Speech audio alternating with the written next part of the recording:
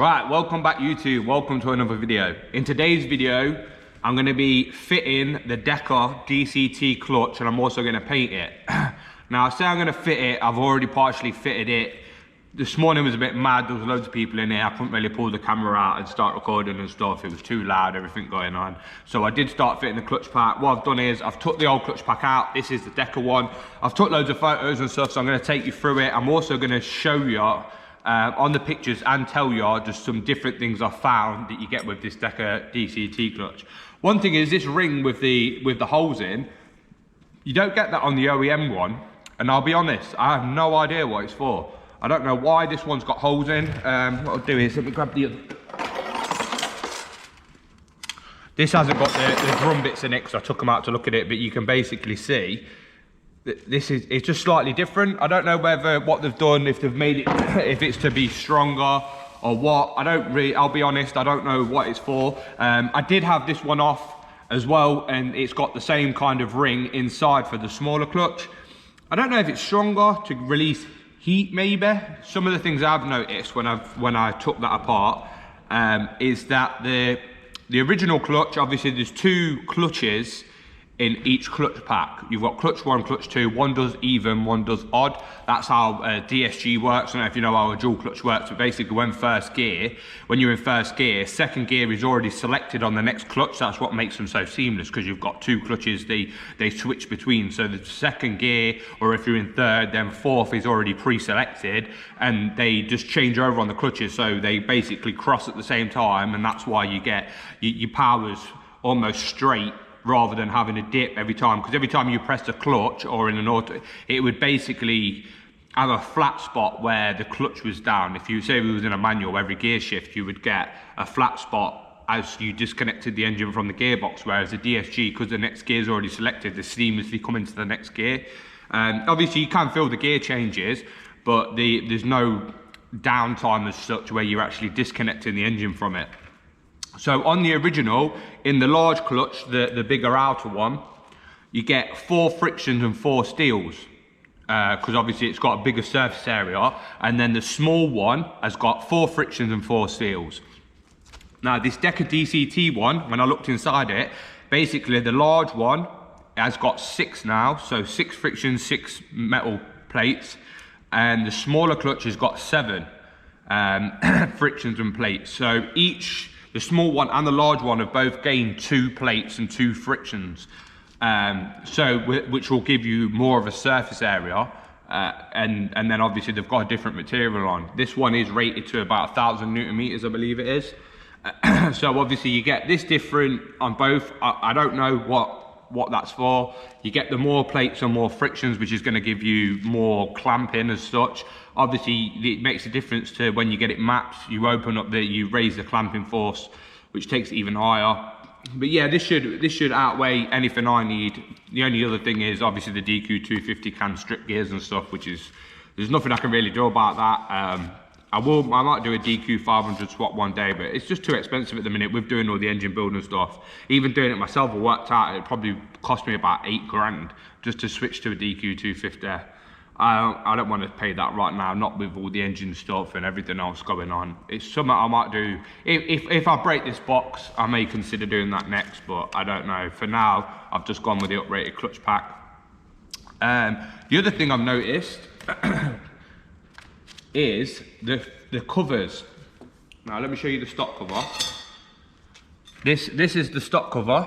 As you can see up here, it's just flat. The splines are also, they don't seem that deep and they're almost slightly rounded. What I'll do is, I took some close-up photos of the covers, so I'll show you the difference now.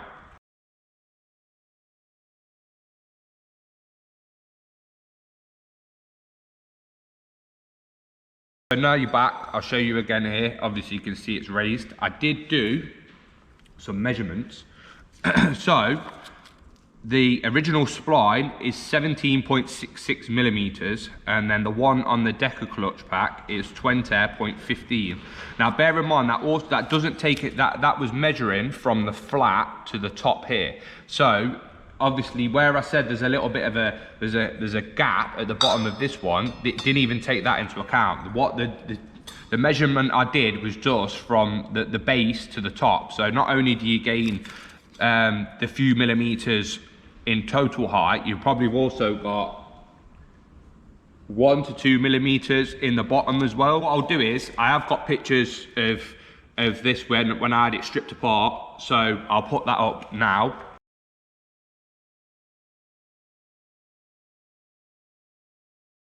So yeah, now you're back. It's already in. I've used the correction that I need. All I've got to do now is I've got to put this plate on there, put the circlip back in, and then there's a cover to go on. Once that's all on, I will then be flipping the box over basically, and I'm just going to go at it, cleaning it. I am going to paint it as well. I'm not going to Cerakote it just because of the fact that Cerakote doesn't stick very well unless you like blast it. And Cerakote's quite expensive. I don't want to blast it. I don't want to risk getting blast media in anywhere. So I'm literally just going to go over it with like a wire brush and clean it up. So I am just going to use rattle can to spray it, just matte black rattle can.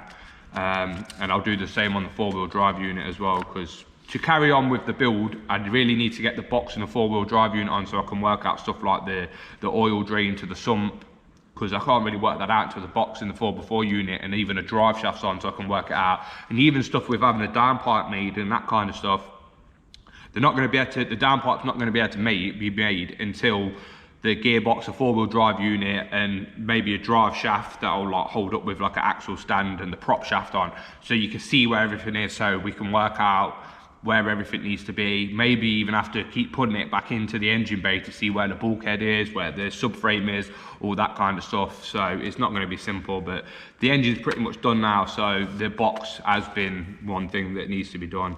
But yeah, as I said, the clutch pack's in. We're going to get this plate on now and then get the covering in there. I've got a tool that I made myself to put these covers on because I've done these multiple times, which I'll show you in a minute. But yeah, without any further ado, we'll get the cover on and start putting it back together basically, so we can start scrubbing it down ready to clean. Alright, it's time to put it in. What it is, there's a white paint mark there and there's one on here. The other thing you have to do is, there is a tool to hold this up if you sit it down. I just do it by finger. You have to, this back case can move, so you have to circulate rattle it around. It's all down flush, so then you need your circlip. I don't know where you can see on here, but even the circlip is branded with Deka. Again, with the circlip, what you'll have to look out for, you see there's a peg that sticks out. The gap in the circlip has to go in where the peg is.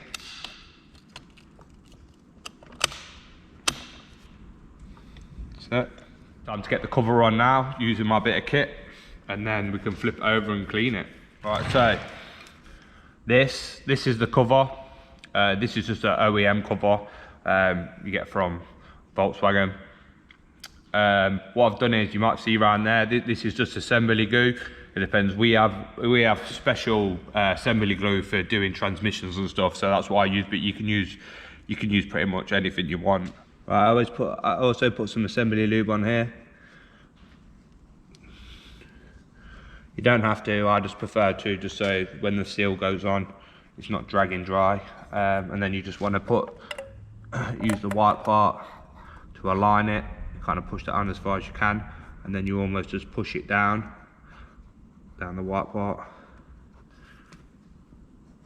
until it's evenly seated. Right, now this is when you need the tool.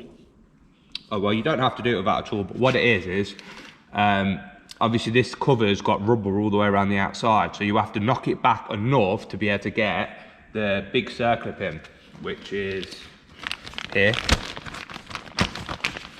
Now your problem you get is, say if you knock this side in enough to get the circlip in, when you try and knock this side in, it will then pop that side out, so you're constantly fighting with yourself. Now I have done it without a tool, it's just awkward. You have to keep tapping it round, and you almost have to tap it down one side, stick the circlip in, and then tap it round more and keep putting the circlip in. It is really awkward. It's tool on, it's basically a bit of angle iron. This is a tool we had for doing clutch baskets and stuff upstairs. it just basically pins it in, and then we've got a bell housing bolt holding it in there, and then there's a nut and bolt holding it this side. You just kind of wind it down. You don't need a lot because you're only holding it in, but basically once it's holding it enough, basically back enough, you've just got to kind of get the circlip over, tuck it in one side, and then just work your way around with it basically.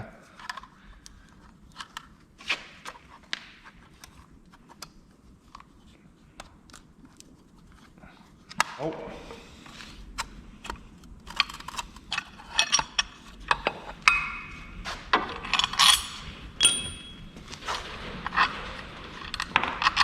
Take the nut off there. That's it.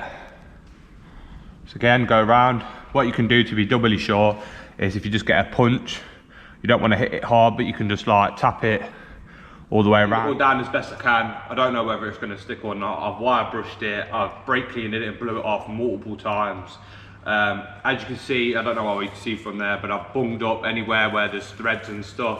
I've got a new filter housing. I've got a billet aluminium one, so just leaving that in there to basically cover it. I've also got a new sump as well, so I haven't bothered cleaning that. I've left it on there just so I can spray it. Then once it's all sprayed, I'll then change this cap and change the cover. There might be some places where I need to rub it down where the paint gets, but it won't really matter everywhere like here, and I've just bunged up all the places I can. I haven't done where the bell housing bolts go. That don't matter too much because the bolt goes through a hole, it's not threaded, so I've just done anywhere that's threaded. So yeah, I'll just start spraying it, see how it goes. I've got a big fan back here, just try and get the, so we don't get too many fumes in it. Let's spray it.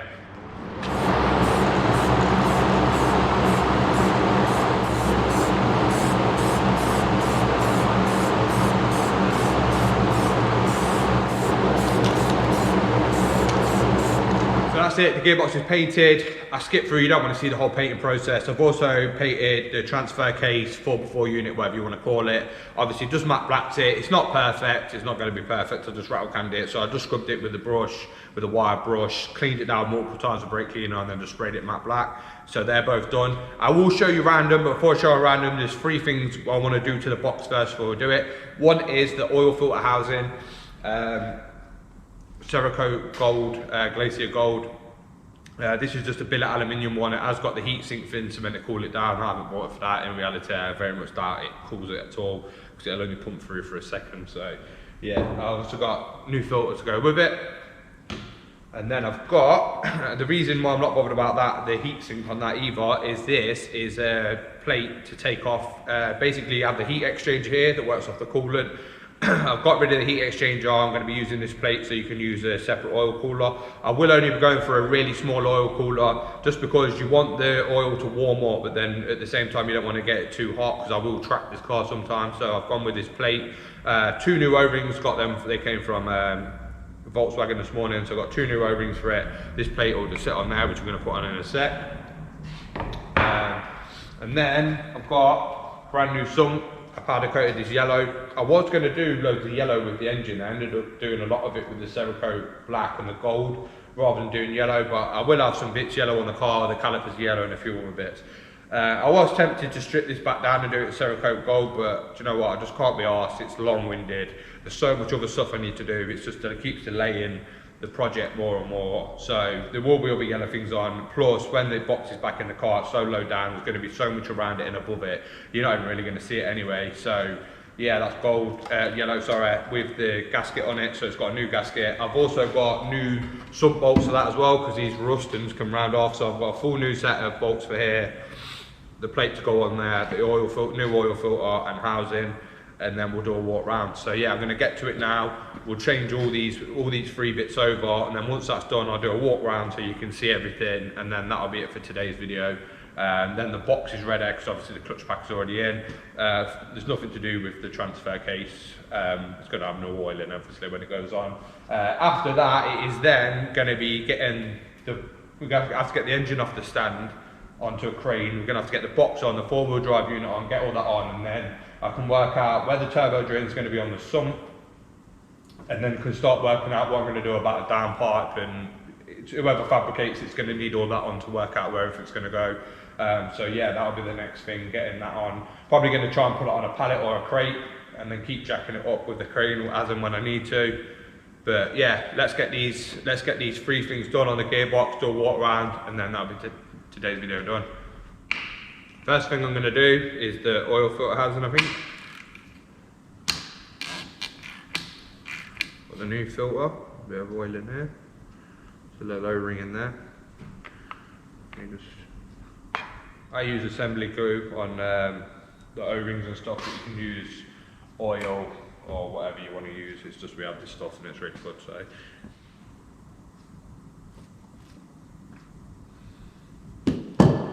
see, it's marked it a bit on the corners, but there's not really anything to do with that.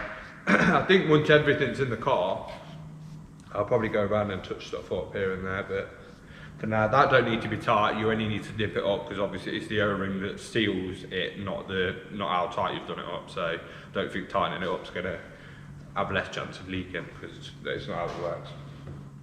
Next thing to do is this plate. What I am going to do is Hylamar. I always use this on O-rings and stuff. It's not like silicone or anything like that. It doesn't go off. It doesn't go hard as such. It stays. It's almost like a wax. It's good stuff. We always use it on stuff that already has a gasket and that. Use like silicone on stuff that doesn't have a gasket, and then use Hylamar on stuff that already does have a gasket. You just want that extra chance of sealing it, basically. And clean this down, and then I want this to sit like that. Just going to try and slide off.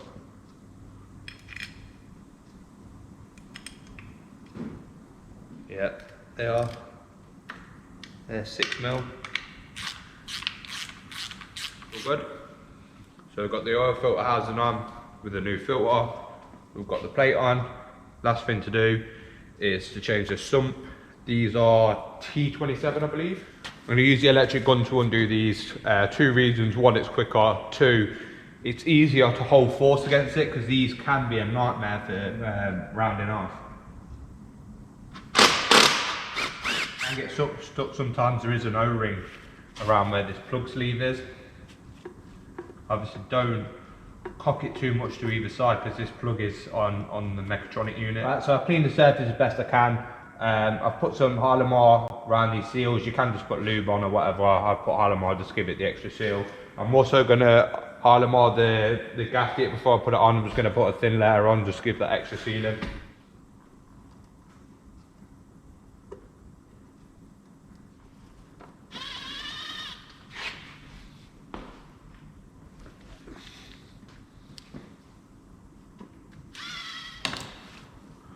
Right, so that's it. All 3 bits are on. Does look a bit of a mismatch with them too, but when it's in the car, sure, it looks alright. Could have always done that gloss yellow. I don't know. Thing is, I can take that back off, or the stump or whatever at a later date, so that'll do for now. So yeah, what I'm going to do is I'll show you a little walk around video now, but there's no point switching back to me after. So this will be the end of the video. So yeah, like, share, subscribe, and enjoy the little walk round, and I'll catch you on the next video. Peace.